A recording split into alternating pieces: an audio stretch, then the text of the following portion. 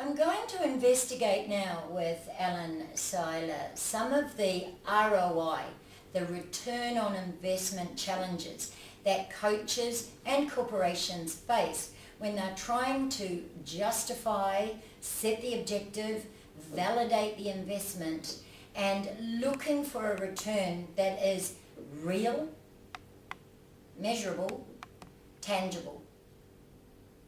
We know coaching is becoming more costly, and from an HR perspective, Alan, it is something that a lot of HR managers are being asked to produce evidence that by investing in a major coaching process, that it is actually going to add to the bottom line an observable, tangible, real result. Yes.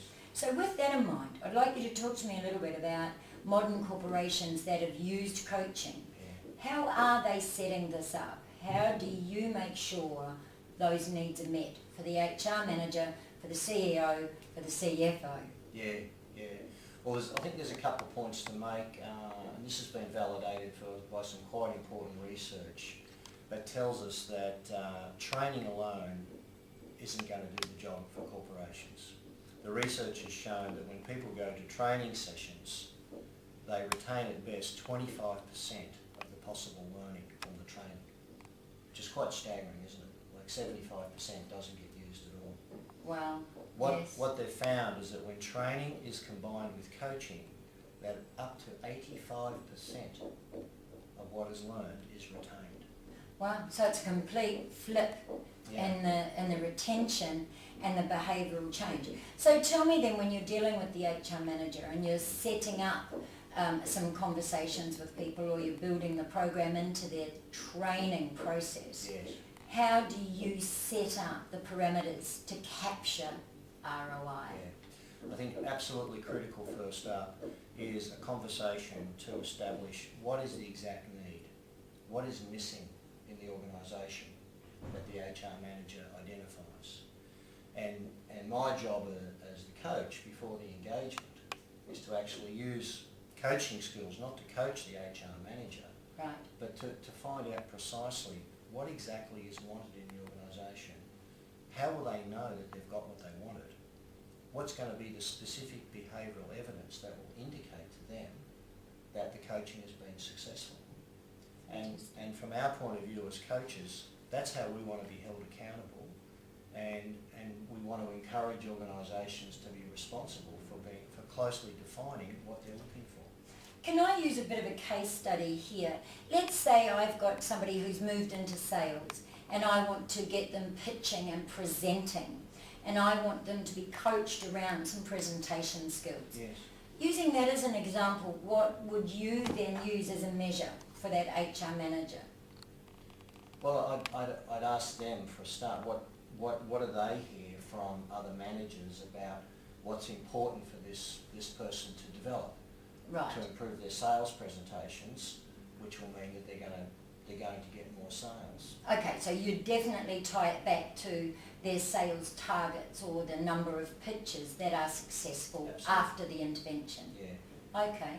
And there's actually a three-way conversation that's a critical part of this process, and that's between the person who's going to be coached, their manager, and the coach.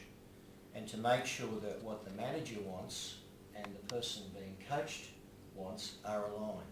So the ROI again comes back to being about a corporation need, not just what the individual or the manager or the HR person suggest could be effective. Yes, exactly. Right. Yeah. And it's all the time, how does this relate to the business objectives of the organisation?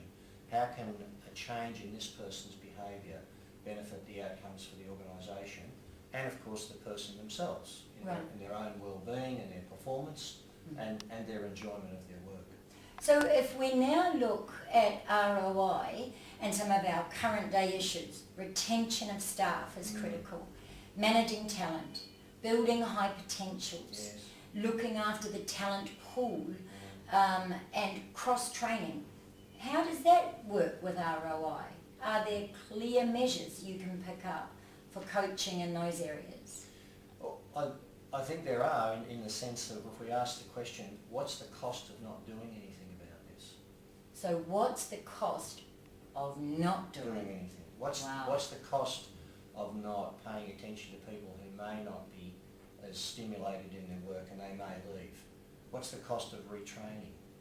What's the cost of keeping unhappy people in the workplace around morale and poor performance? These are the things I think that we often overlook, and when I've worked with people and asked them to estimate this, they pretty quickly come up with a dollar value as to what it will cost. So at the end of the day, ROI is about measuring the dollar value, and it's looking for a measure that is aligned to business success at a dollar value. Yes. Okay. Thank you very much for that. Okay. So ROI is going to convince your organisation that by investing up front using a coaching methodology can and will change the bottom line in a numbers sense, i.e. the dollar, but it will also change the way the business aligns individuals to the overall goal moving forward, the vision and the strategy. Interesting.